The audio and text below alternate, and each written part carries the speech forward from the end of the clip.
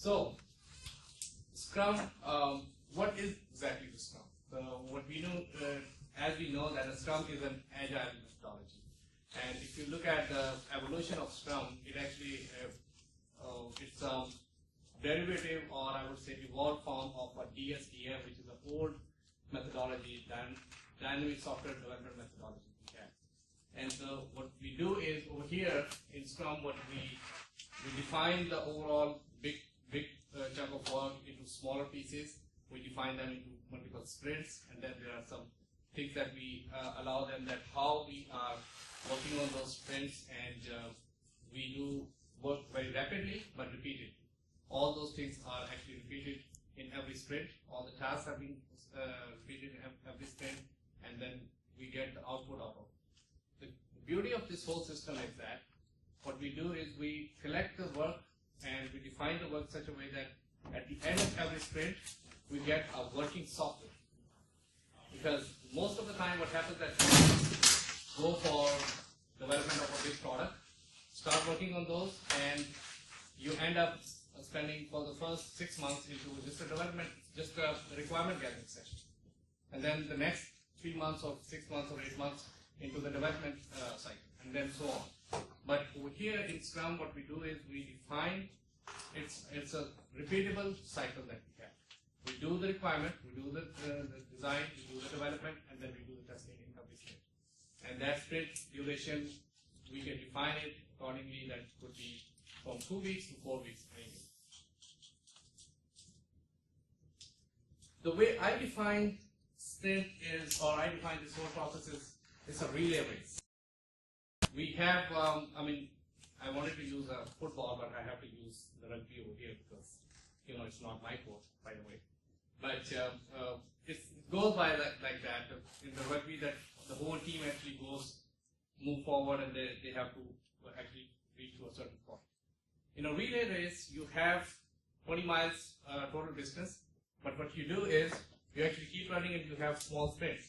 So you move forward, put your full effort into that one, and then you move on, pass on the down to the next person, and then the next person move on. So that's how we go into this sprint cycle. Just want to give you a flavor that Scrum is being used by so many companies. If you look at it, it includes the big Fortune 5 companies as well. It also includes the smaller companies as well. And by the way, while I was preparing this one, and today I just noticed that I used to work for HP. I have worked for HP for 7 years. And my company name is not there, by the way, here. But we have used this one. I have, for the last 7 years, I have used and lived through this whole Scrum methodology. We have implemented it time and again, multiple times, and it has really proven us that it's a really good system for us to get the work done in a short time. Coming to the really some characteristics of that, what exactly Scrum is. There are traditional methodologies like waterfall model, like spiral models. You have, in all those models, what happens that you have strict agenda. You have strict agenda for every phase of the product development or the project development. Now, there are a few things that, unlike the traditional models, there are a few things that Agile do differently. And the reason I'm actually showing the manifesto over here is because of the values that the sprint actually, or those the Scrum methodology brings to the table. So we actually focus over here on individual and interactions instead of the processes and the tools. So we are not really rigid too much into that this is the process that has to be followed and these are the tools that need to be done. We have, at the end of every sprint, we have a working software, not the documentation, not the prototypes, not even the PowerPoint slideshows at the end. Mostly in the other methodologies, what normally people do is that they have their prototype, they have even wireframes. So those wireframes are not, right now over here, even if it means in 4 weeks or 3 weeks sprint cycle, we were able to complete only, let's say, 1 screen, that's it. And that is a working screen, but that one screen would be 100% in the working form. So you can actually look at it, you can test that screen with the real data. You have a question? When you get in one sprint, you get, for example, one form, one screen that's working. Sure. And you have not got all the requirements. So does it put at risk that what you have done will be changed as you move along to get other screens, and suddenly the integration requires, with other screens require changing the one that you just picked? Excellent question. And I'm going to answer that question. Just give me 2 more slides. That answer is actually over there. So we, over here, one of the things that, and coming to partially answer your question over here is that, yes, for example, at the end of every sprint, we are doing a customer collaboration. At the end of every sprint, we are showing this end product that we have developed for the past 3 weeks or 4 weeks time frame to the customers. Now, customer would have a look at it and they say, no, I don't need it. I think it's a different one. And it's different from prototype. We are not talking about prototype over here. Prototypes, we just show the screen. Over here, it's a working software. So they say, no, this is not what I meant when I was actually giving you the requirements. So what happens that you actually get the feedback from the customer right over there within the 3 weeks time or 4 weeks time. And then another thing, this is the answer, that responding to the changes. So you are right, and I have, over my 15 years of career so far, I have not seen even a single software where we have developed and the requirements were never changed. It never happened before. So, and I'm totally expecting that any new software you are developing, you gather the requirement, you start working on the different phases of the project, and then you say, voila, new requirements are coming in. And guess what? These requirements are conflicting with your already existing requirements. Something has been changed. So we actually respond to those as well. But the good thing is that when we would be explaining you the framework of Scrum, we would show you how it would actually accommodate those changes. And when those changes are coming in, we would be able to actually not only receptive to those changes, we would be able to actually rectify whatever has been done and how we can actually correct those. If those, I consider it mistakes, but those are the mistakes in our requirement gathering phase, not in the development phase, mostly.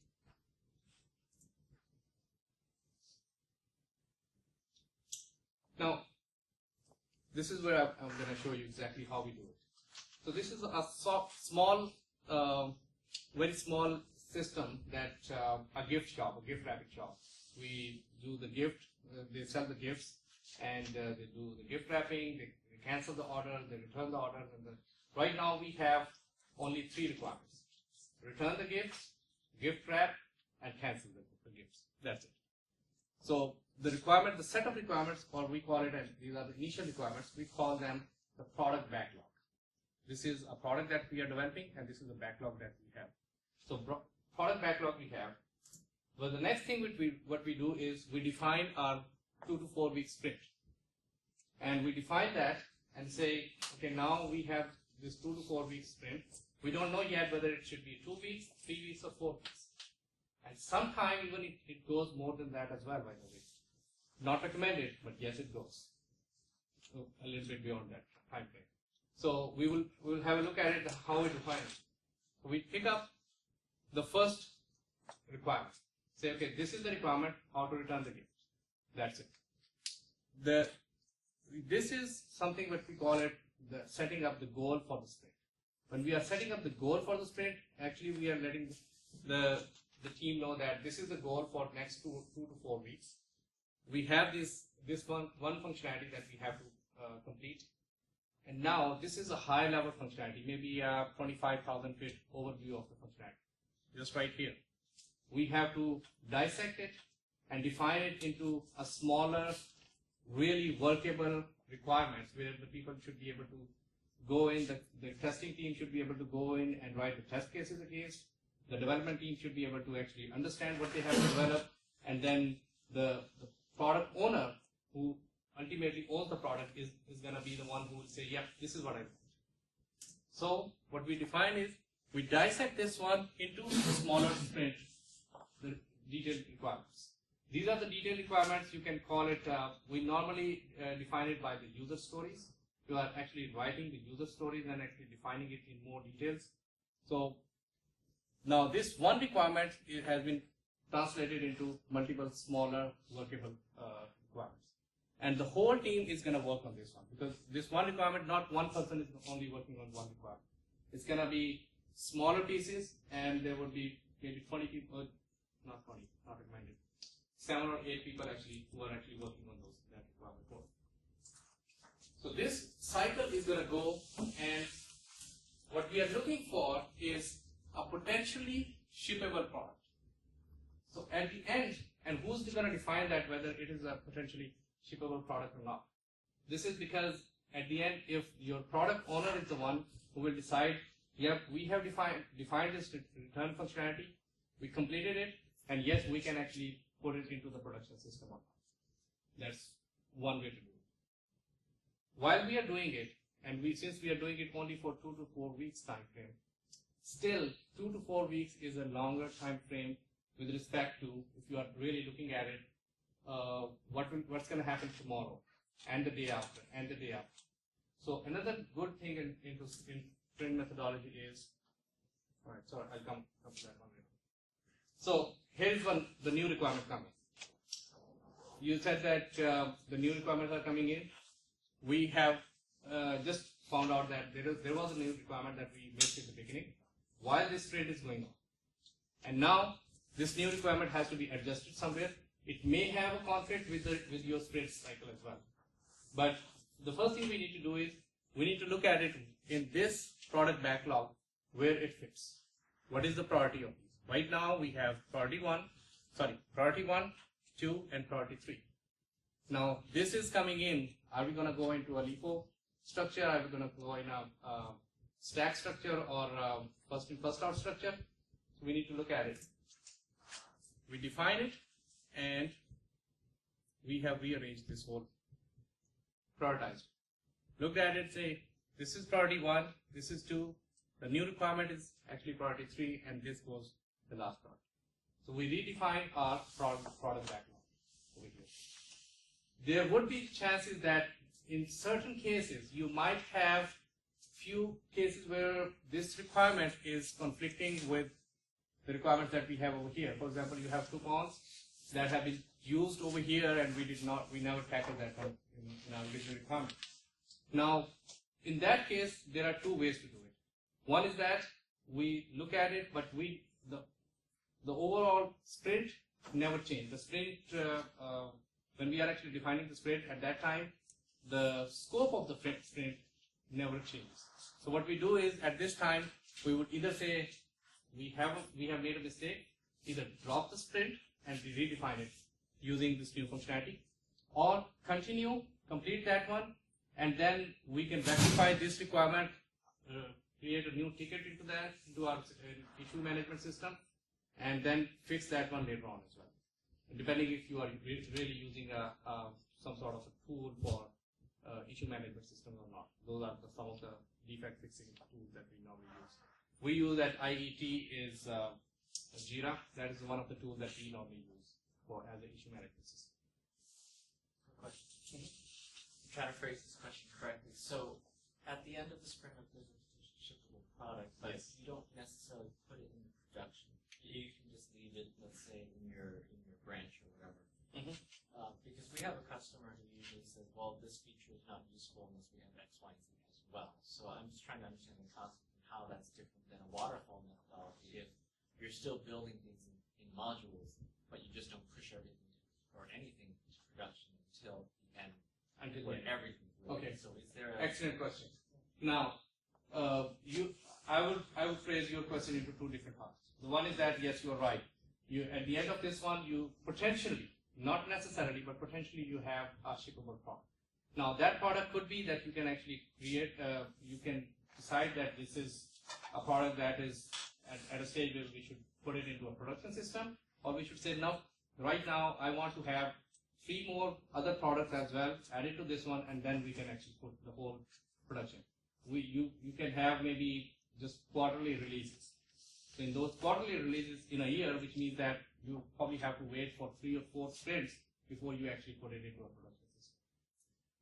Unlike the waterfall model, in waterfall model, normally what you do is you go with the whole system, whole 9 yards. For example, you have a project that is, the total duration of the project is about 24 months. So the first 3 months or 4 months are spent into the requirement gathering. In the waterfall model, you would not do, in 4 weeks, you won't have any shippable product. Never ever. You would only have, in the first 3 months actually, which means approximately 3 sprint cycle, you only have the documents. And those documents will be written that you will have the requirements from very beginning till the very end. And that's it. And for the next 3 months or 4 months or 6 months, whatever is the timeline defined you have, would be the development cycle for it, or the design cycle for that, and then the development cycle. And at the end, you would go into the testing phase. And after that, I have even worked on that with a company which was CMMI level 5 certified company. We defined this waterfall with a feedback loop approach as well. You can actually go back to the phase 1. But guess what? Still, if you're going back to the feedback loop, what happens is that you start over the requirement phase or the design phase or the development or testing phase all over again. You're still within that phase. In Scrum methodology, what you normally do is you're not defining that phase again. What you're doing is you're doing a little bit of everything. Whereas a waterfall model, you do all of things of one thing. That's the main difference. And also it kind of depends on the project. It could be, if you have a very, very well-defined project, you know that things aren't going to change. Maybe the waterfall is fine, but what Scrum really excels at is facilitating development of projects that the requirements aren't fully known. You need that wiggle room, and you can then react to things as they come in. And that's the real power, and I think what is illustrated there in the backlog, where you got a new requirement and you took another look at that backlog and you completely rearranged it. The cancel was on the bottom and now all of a sudden it's at the top based on this new requirement that's coming in. So that's the flexibility I think that Agile and Scrum in particular gives you that you didn't have with Waterfall. So Scrum is not always the right solution. It all depends on the development environment, the type of the project you're working on, if the requirements are real industry. As I mentioned in my opening statement that there are a number of radical methodologies. Scrum is just one of them. It depends that in certain phases you might see that, my grandfather was a construction engineer. So he used to say, no, we don't have any, we don't need any innovations in our system. We have to build the bridges, and all we do is we just define that. We know exactly how much work has to be done in each one of those phases. I don't need any innovation. And that's the way that he used to do it. I used to have a lot of interaction with him and say, no, I'm a software engineer. He said, no, we don't build software, we build bridges. So that's totally different. So yes, you are right. It depends. Must be some statistics to show comparison between different methodologies when Scrum excels versus the old traditional methodologies. Yeah, we actually, I have actually worked on that one some time back, but we need a full. This is just over here. We are just explaining the Scrum at an introduction level. But yes, the Scrum estimation methodology. That's how to do the estimation of each one of those, depending upon that, and that comparison between the different methodology. And we can definitely do that, but we don't have time today for that. Or go into those details. One other comment to your question is that at the end of this, even if you don't release to production, you review with the customer. So you do have that benefit of getting immediate feedback versus waiting 24 months to get that response from the customer. And I'm sure there's also hybrid approaches where you kind of iterate back and forth even in the waterfall. People do that. If you go just in theory, yes, there is no hybrid approach. It is requirement, design, development, and testing, and then go back to the customer. But yes, most of the time people do use it because even the customer are not that much patient that we'll do whatever you are doing and then after 24 months we'll just come back to us. It never happens. But in this one, since they are looking at the product in a very small time span. So I remember that I used to work for when I was working for HP, I worked on a project with Michigan DMV, and the one thing the customer really liked about it was that they were saying, I just told them that 3 weeks ago we discussed this functionality, and here it is. Is this something that you were looking for? And they were really surprised. Wow, that's good. They eventually changed that whole thing for almost 40% of that thing, that whole screen and whole functionality when they actually looked at it. But at least we got that feedback within 3 weeks instead of waiting for another 3 months or so to get that. When you focus on Scrum, don't you also risk like losing, let's say, the overall big picture? Like, because you're so focused on each of these one components. You mean the sprints? Yeah. And that's correct. That is correct. You do lose the focus on the big picture in the beginning. But what happens that you always start with the product backlog. If you remember when I started this example, I started with this 1, 2, and 3 requirements. That is the big picture. You already have a big picture overall. We are talking about the new requirements that are coming in time and again, and that happens all the time. And you start working on certain requirement or the certain product, you will see that the new requirements are evolving. That's why, as I said, that back in 2002 or so, when they had the DSDM, Dynamic Software Development Methodology, that was the whole purpose of that. They started off with this one. They said it's a dynamic methodology, so very agile. You have new requirements coming in, and then you start doing it. As Alice mentioned, that if you have a very well-defined requirement, everything is perfect. You are 100% sure that there's no more new requirements coming in. Yeah, probably waterfall is the best methodology for you, because then all the processes, everything is already set in stone. You don't need to change it. All you have to do is you have to have a work line and then process it. That's it.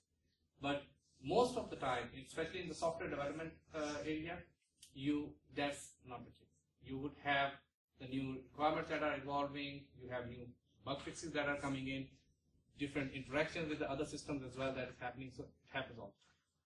One of the things we did to kind of bridge that gap, because there is a lot of times you need to provide some kind of a plan to management. They want to know where you're going. And so I've been able to work with the project manager to create a project plan. And I've got a slide to talk about that briefly.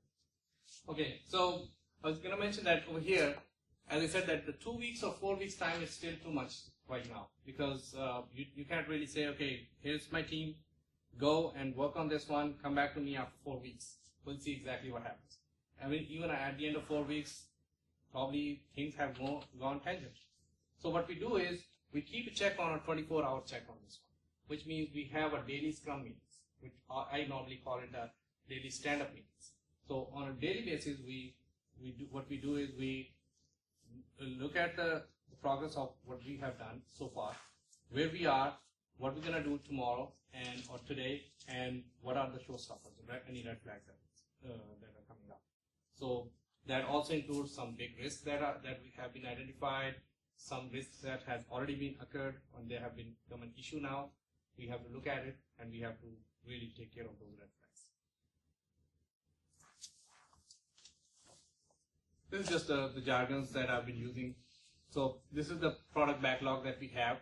We convert this product backlog into a sprint backlog, and then we have 2 to 4 week sprint and potentially shippable product, and then we have our daily Scrum meetings as well.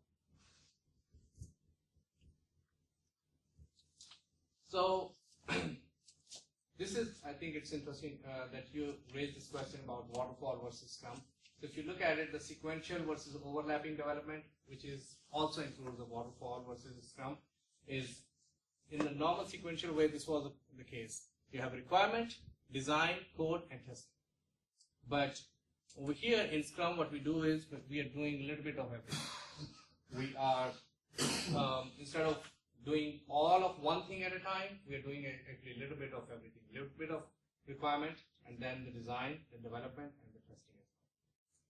And this is where we have our only real tie into the security symposium. Because you're doing the requirements gathering throughout the whole process, it gives you the opportunity to think of security concerns through the whole development cycle, rather than all those requirements up front and then maybe drop them just going to fall off because of your development. So one of the restriction that normally is on a sprint is that while the sprint is in progress, don't change it. this is not only time boxed with the real time frame, but also it should be really totally sealed from outside effects.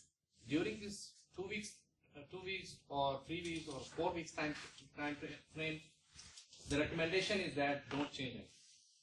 Except that in the meantime you saw something new came up and that has totally changed, radically changed the scope of the project, the scope of that sprint. Or maybe you see, no, that sprint is not required anymore because all those functionalities have been discarded now in a new requirements. That's a different story. Unless you have that kind of issue, don't change the scope of the sprint. So all the changes that have to be, what you need to do is you need to commit to those 2 weeks or 4 weeks time frame. That during this 2 to 4 weeks time frame, I'm not going to change anything in the scope of this. Because that is the biggest problem of scope creep. The scope creep is the biggest problem in every project, and especially in the sprints as well. And as a Scrum Master, he can tell you that how difficult it is to really manage those things. Yeah, that's one of the bigger problems that we have is managing the work that we're doing within our sprint. And oftentimes we do add new things into that sprint, and you know, whether that's right or wrong, a lot of times it's necessary, especially with new development when you're doing building something from scratch, and you think you got all your requirements lined up for the sprint, but then you come to something like, oh, wait a second, I forgot that. So we have to insert something in there. And, like with all these are guidelines, and there is room for wiggle.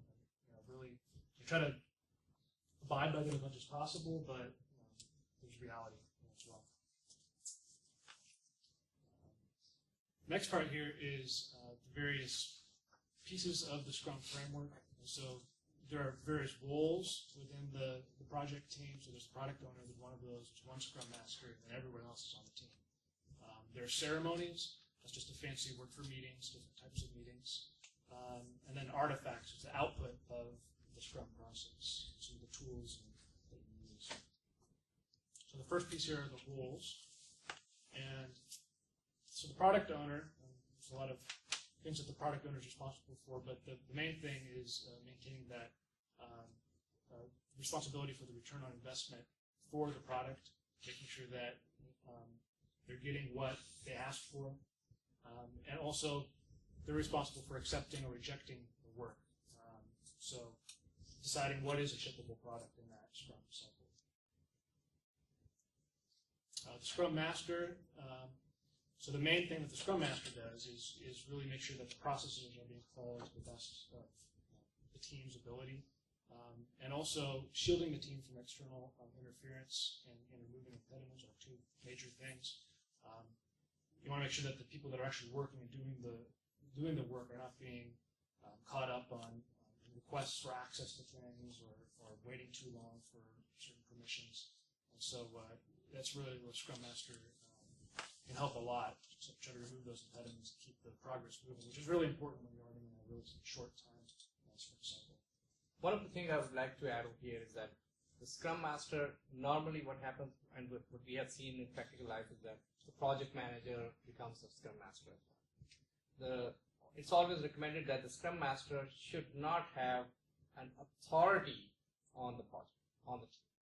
So the Scrum Master should be a person who should be able to see that things, how they should work, or what are the where they actually fit, instead of what is good for under the current circumstances, the pressure from the client and the budget crisis and all those things. Those things should be outside the boundaries of Scrum Master. So that's why we recommend that the Scrum Master should be someone other than the project manager. We have seen most of the time it is the project manager, but it is always recommended that it should be someone, maybe a tech lead or someone who should not have that authority on the team. And that's kind of a big problem in our environment. We have limited resources. We can't really afford to have somebody who is just a Scrum Master and that's all they do, which is what is recommended. And so, like Gul said, like I'm a technical lead. Technically, I'm not supposed to be a Scrum Master because I have some authority over the people that are working on the project, but it happens to fit maybe a little bit better than a project manager. And as Gul said, since the project manager isn't a Scrum Master, they would just be part of the team. And ideally, you want your team members to be cross-functional, have a mix of programmers, testers, designers in there, analysts, and ideally the people can wear both hats. And so when you've got that backlog, none of those are assigned to anybody, and any of these people can pick up anything in that backlog based on their expertise and availability. And it says here that the team size should be typically 5 to 9 people. Project I'm working on, the team is only 3 people, and then me is the 4th. So it's possible to do this at a smaller scale as well.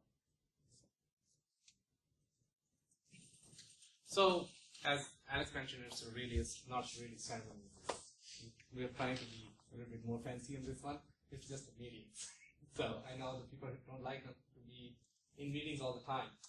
One of the things that I really like about this methodology is that in my previous experience, what we have seen so far is that people do, when we start the project, about between 60 to 80% of the time they are in meetings, discussing something. And then 40 to 20% actually is the real time, that is the productive time when they actually go back to their seats and start developing something. So we were trying to really look at it, that how it could be, this time could be reduced. And the answer we got is from the Scrum methodology, because we have the 3 or 4 different types of meetings, and the way all these meetings have been designed is that you can actually cover most of the stuff in those meetings. And I'll show you how. The first is the sprint planning meeting. If you look at it, there are a number of inputs that have been given to the sprint planning meetings. You have a team capacity. That, as Alex mentioned, that you have to look at it, how many people you have. It's a 3-people team only, or it's a 6 people or 7 people team right now. Product backlog, how big is the product backlog right now? Then you have your business conditions, your current product situation. Where are you at the start of your first sprint, or you are somewhere in the middle? Because every sprint cycle has to start with the sprint meeting. So, sprint planning meeting, sorry.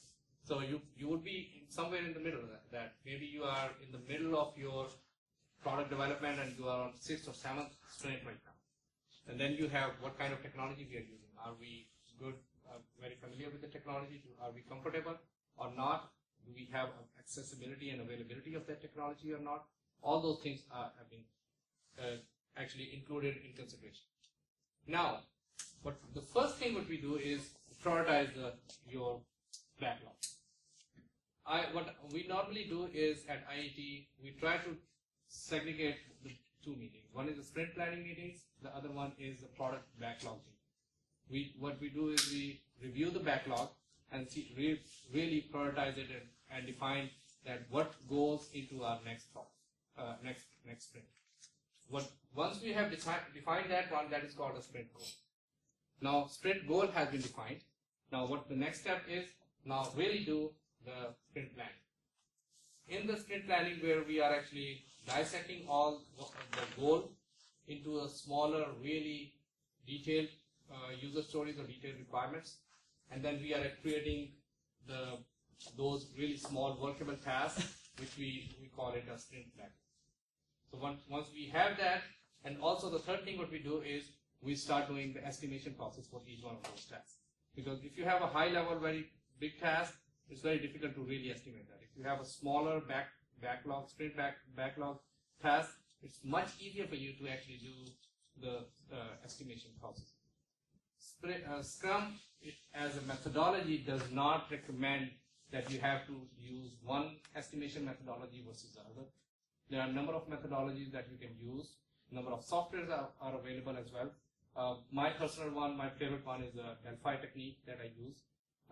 We can definitely go into those estimation methodology as well in some other presentations, because that the estimation technique itself is a big topic to discuss. At the end of our sprint planning, what we get is sprint backlog. So now we know exactly what needs to be done, and since we have already done the estimation part as well, we know exactly what will be the duration of our sprint.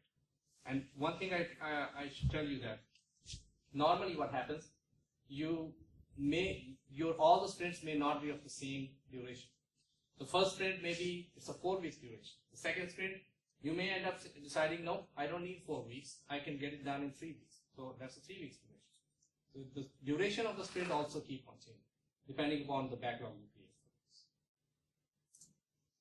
So this is an example of our real system that it's Agile Stream is a project where Alice is working on this one. So if you look at it, we have different versions that we're keeping, and this is the backlog that we have. This view has been taken from one of the tools that we use for this. It's called Jira, and primarily Jira has been used for issue management system as well. However, it has a plugin that is called a Greenhopper plugin. We have been using it very successfully at IET, and that plugin actually allows you to implement the whole Scrum methodology into Jira. So if you look at it, this one, right now we are at sprint 10. So we are in the middle of that. So it's a 10th sprint, and we have this product backlog that is here. So the next step we have to do is we have to keep on picking up the next one, identify what are the products, what are the requirements that we have to tackle in the next sprint, and then we create that sprint as well after the estimation process. Any questions so far? Now, the next step is, as I mentioned, the daily Scrum meetings or the daily stand-up meetings. I literally mean stand-up. When I do that, I encourage my team members to really literally stand up throughout this meeting. Because one of the biggest problems when I started doing the as a Scrum Master, I started working in this in that capacity is those daily stand-up meetings actually turn into a daily problem-solving meetings. So it's not a 15 minutes meeting anymore. We started off with, okay, we'll do it, only spend 10 minutes, and then we said, okay, maybe 5 more minutes, and that's it. But we end up actually spending about easily 45 to 50 minutes because we were discussing about something and we were trying to solve that problem and building it together. So one of the things that we realized that no, it has to be daily meeting, it has to be a 15-minute meeting. And that's why we mentioned that it has to be a stand-up meeting so that you don't have to really turn your actually stand-up meeting into the solution. And in the next slide, I will tell you that what we discuss in those stand-up meetings. Because not everything has to be discussed in those stand-up meetings. One of another thing is that these stand-up meetings, mostly when you have those meetings, you invite outsiders, all the stakeholders. In these stand-up meetings, you only have a team member, your Scrum Master, your product owner, and your project manager. That's it. You should not have the whole world invited to the meeting, so that they are very contained. You may have a problem that needs a solution immediately. What you can do as a Scrum Master is that you can finish. You can say for the first 15 minutes we're going to do just Scrum stand-up meeting. After that, from here onward, we can have another hour and a half to solve that problem that we discussed. But the first 15 minutes has to be just a 15 minutes. And what questions has to be asked during those meetings? 3 questions. What you did yesterday, what you're going to do today, and is there any red flag, any problem, anything on your board that is stopping you? And that happens from person to person. Say, normally we just stand up and say, start from one side and say, okay, number 1, 2, 3, 4, 5, 6, all the way to all the 9 people or 10 people who do it. And then we say, yeah, this is our status. And by the way, as I mentioned earlier, this status is not for the Scrum Master. This is to let the other team members know that what I did yesterday, what am I going to do today, and what are the problems that I'm facing. So that if other people are they are also expecting something from or this kind of problem, or they are expecting a solution from you, they should know exactly what's to set expectations. Right? They should know exactly what's coming in the way. I mentioned that this Scrum stand-up and all the other ceremonies associated with this really, I think, this is my opinion, where we saw the greatest gain from using this methodology in the short term.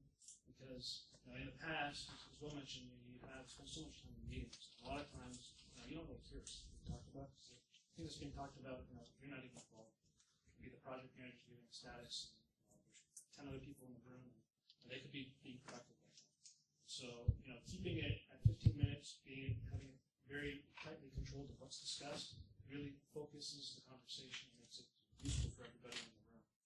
So that's a very difficult thing to do as a Scrum Master when you're first starting out, but it really is worthwhile. And afterwards, you have your 15 minutes, then you can break off and have your little discussions afterwards.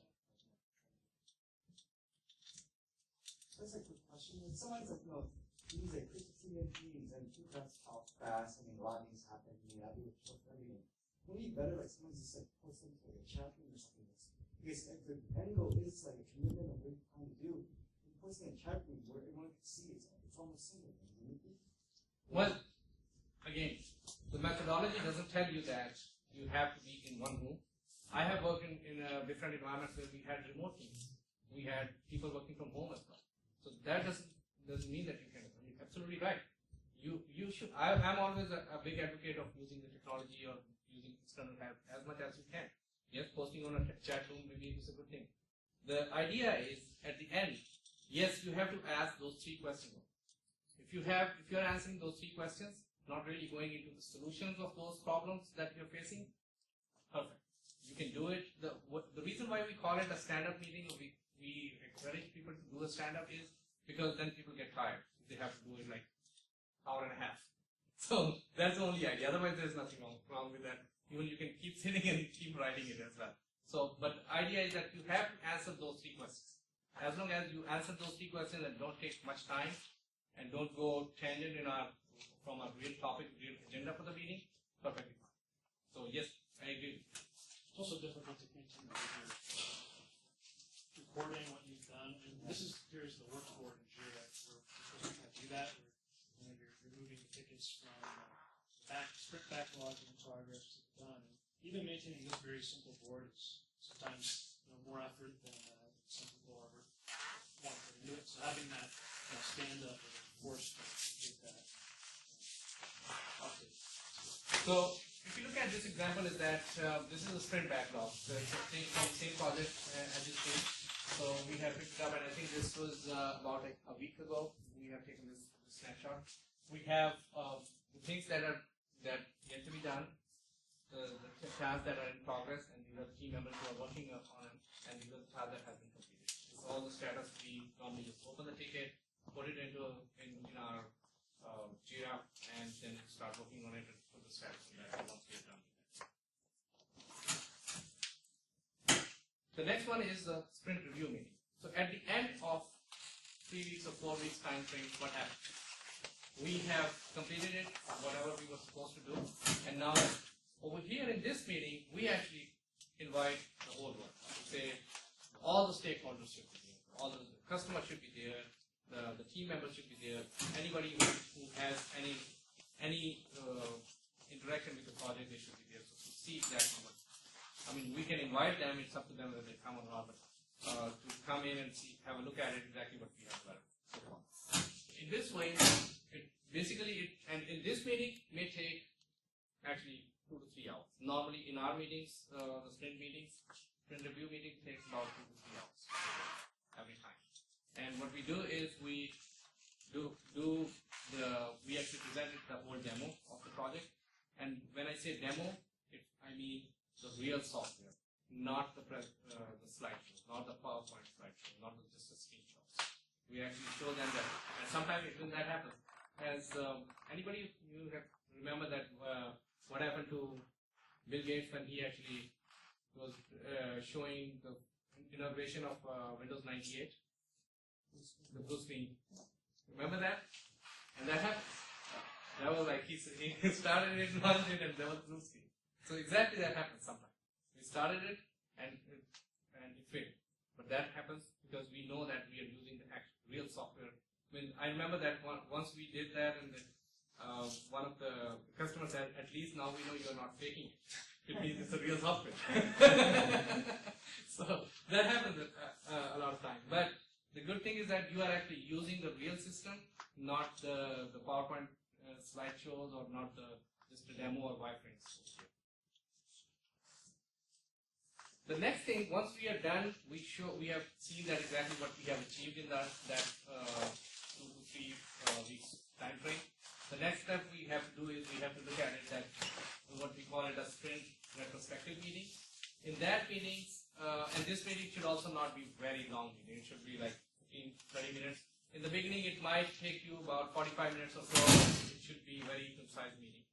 What you need to do is you need to over here look at it. What we did, which was what are the things that we did good in this whole phase, the things that we should not have done and we were doing it in any way, and we should discontinue them, or the things that how we think we can improve it. The end goal is to get the lessons learned from it.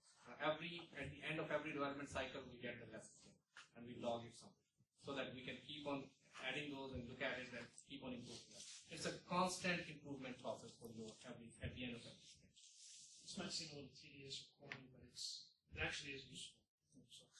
Yeah. So as mentioned, start doing it. Something we identify something new and we say we should start doing this new thing.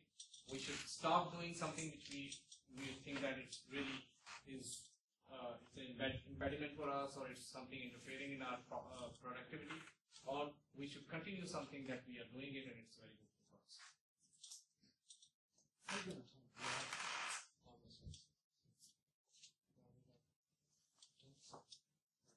So the last piece of the framework are artifacts. So the product backlog is one of those, and we've talked a lot about that already. The key is that it's continuing to grow, and in prioritize. And you're always looking at it, making sure that the next thing, when you get to your planning meeting, that goes pretty quickly, and you can really identify what the next thing is going to be.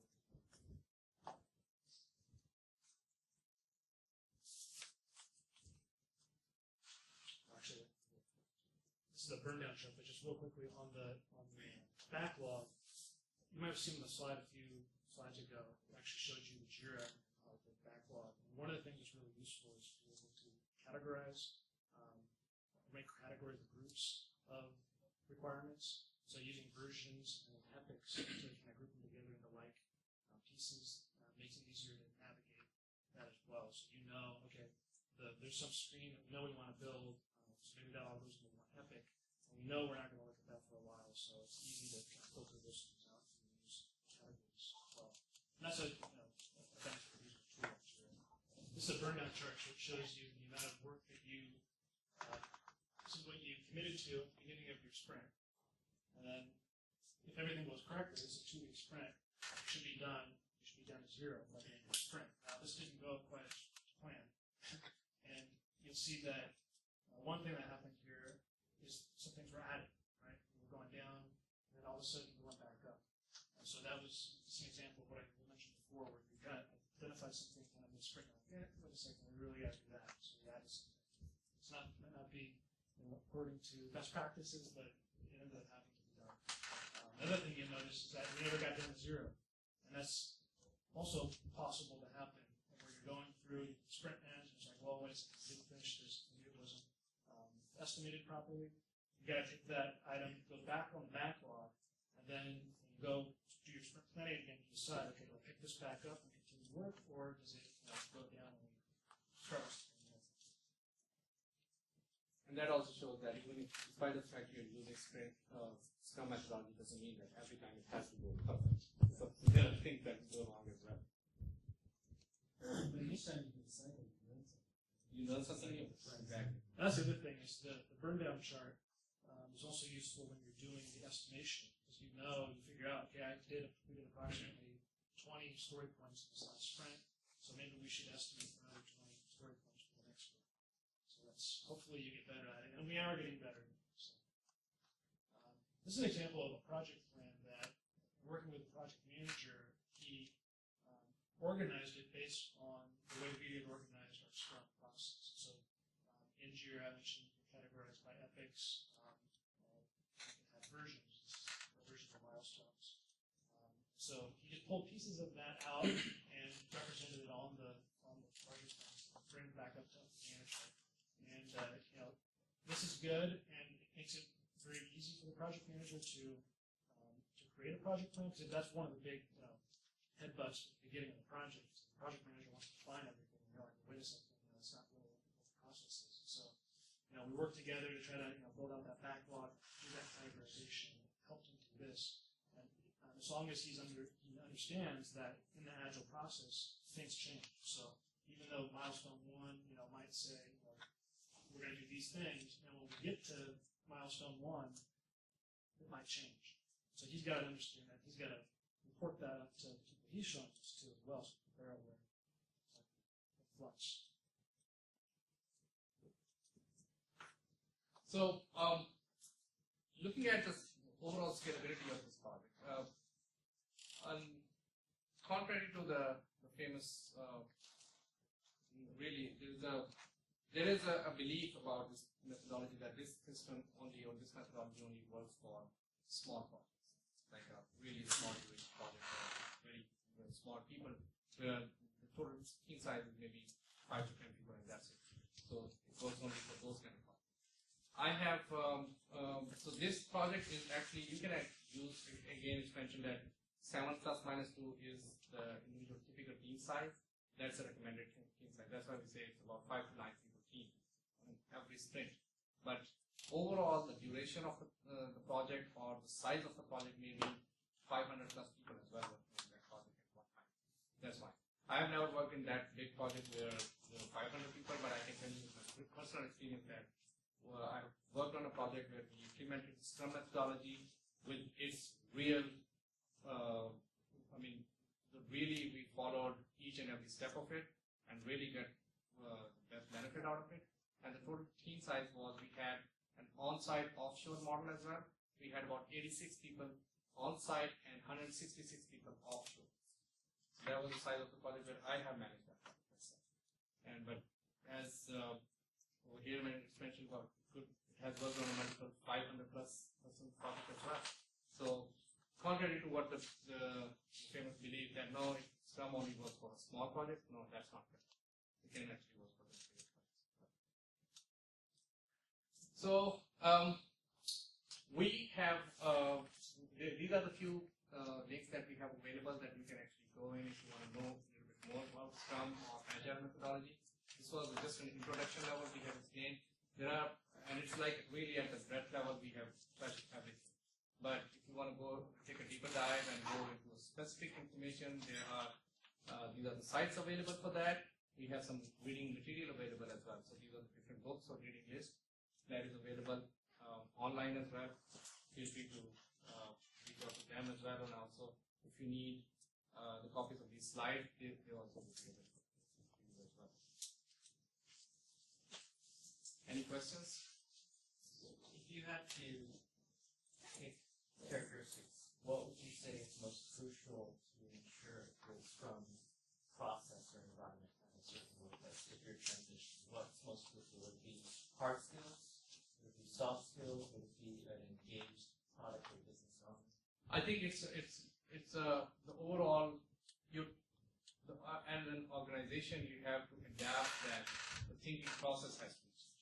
The thinking process normally is that we're going to start a project and it's going to take 10 people. The first, normally what happens that when the management sometimes, this happened to me that once we started it, they said, in the beginning you just need the business analyst. That's it, right? So start of the project, just take 3 business analysts, they'll track out all the details. Then we'll think about that, how big is the project. Then we actually, the whole, this thinking process has to be changed. That we said, no, we are actually adopting this methodology. Here, we don't need 3 business analysts only in the first months. What we need is, we need people who can do the architects, we need the designer, we need the developers, and we need the testers, along with the business. And maybe 4 or 5 people we need for this one. So we started off with 1, and then the second and the third. But the result is that when the clients started looking at the result at the end of every month, they were really excited about it, because they were seeing that whatever we, right from the beginning of the project, whatever they are discussing, like 3 weeks ago, they see the result after that. And they were able to actually give us their feedback, right? Because so many times, and it's been my experience that, not so many times I should say, 99.99% of the time, I've seen that client knows what they want, but they don't know how it should look. So that happens. They know exactly what the end result should be. But the problem has to be solved, they know what the problem has to be solved. But they don't really know exactly how it should look like and what are the logistics to reach. So we have to, as an engineers, we have to go in and help them. Really, we need to do some kind of hand-holding to them as well and explain how it should be done. And is this what you want? Is this what you want to see that on your system? And then say, yeah, that's probably the right way. This is how we should. So yeah, the thinking process has to be done. And then once you have this transformation of your thinking process has been done at an organization, the next step would be to start identifying that these are the different roles that we have. You need to identify who should be your Scrum Master, who should be your project manager, who should be your team, and then move on. And I can tell you, I have not seen even a single project where people have started adapting Scrum and they did it perfect the first time. Never. Even myself, I failed the first time as well. And that's okay to fail. All you need to do is, it's again agile process. Every time you fail, you learn something and then try to correct that. Try to correct that one small mistake that you did and then move on to the next one. And then move on. That's the way. I think it's a good idea to gradually introduce some of these methods, especially if you're trying to apply it to an existing project. I know the MIB project, Mindful Vault, was using a normal or standard project management style, almost like a waterfall type of method. And the first thing that we did, and we didn't really change that structure, but we just changed the meeting cycles. So it started to follow more of a daily stand-up. And then we started applying sprints. And so it was kind of easing into some of those different ways of thinking. It helps in the long run. If you're starting with a brand new project like the industry project that I started, I think you can apply more all at once. And I think what you mentioned, having product owners, is really important. I know on the MIB team, I think that's very important to help prioritize, especially the backlog, which is a big crucial piece of it. My first project, when we started with this one, and my daily Scrum meetings actually were not really Scrum meetings. Daily meetings we had literally about hour and a half long every day. And we realized that, okay, this is supposed to be 10% of this time that we were supposed to spend. So we realized that later on. But that's how we started.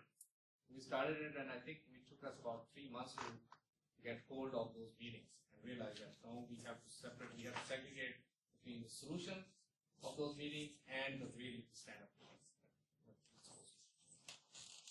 So is there one person who's controlling those meetings? Is it the Scrum Master? Scrum Master is not supposed to be the person who's the facilitator, not really the controlling. I won't use the word controlling. He's the one who's actually facilitator, which means that if you are really drifting away from its original course, you say, okay, yep, that's good, that we need to discuss that, but let's discuss that later on. Right now, let's come back and finish the agenda that we have. And is he the person who asks those 3 questions? To Yep, that's the person who asks normally. This is very common, that you ask as a Scrum Master, you say, okay, David, tell me what you did yesterday. Tell me what you're going to do today, and is there any showstopper you have? You say, no, okay, move on to the next person, and move on to the next person. That's how you do it. Any more questions?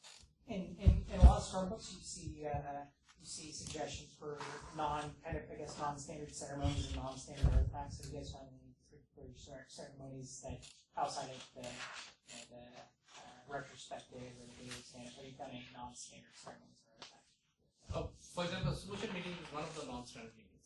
You can do and we can't really tell you that how many solution meetings you should have, because you may not have any. You may have everything you discussed. We used to have our monthly or weekly status meetings. In those meetings, those are the really non-standard Scrum meetings. These are project meetings, where the project manager was actually was the facilitator, and he was telling us what and getting the status out of it. And that's perfect. We can actually discuss those things, and at the end of that, we say, yep, we have these meetings where we are discussing the solutions. So Scrum itself would tell you there are 3 or 4 meetings, but the good thing is that since you are reporting your status, you're reporting your commitments to the rest of the team on a 24 hours website every time, that actually helps you a lot, because in that way Your team knows what you're going to do. And you know what your team is going to do for the next 24 hours. That's the best. Also, we've been working with another team that's from a different department, and we've created some recurring meetings. They can cancel if there's something to talk about, but just to kind of sync up those two teams. And then besides that, I've been trying to enact a Friday afternoon beer drinking ceremony, but On campus. Off campus, yeah.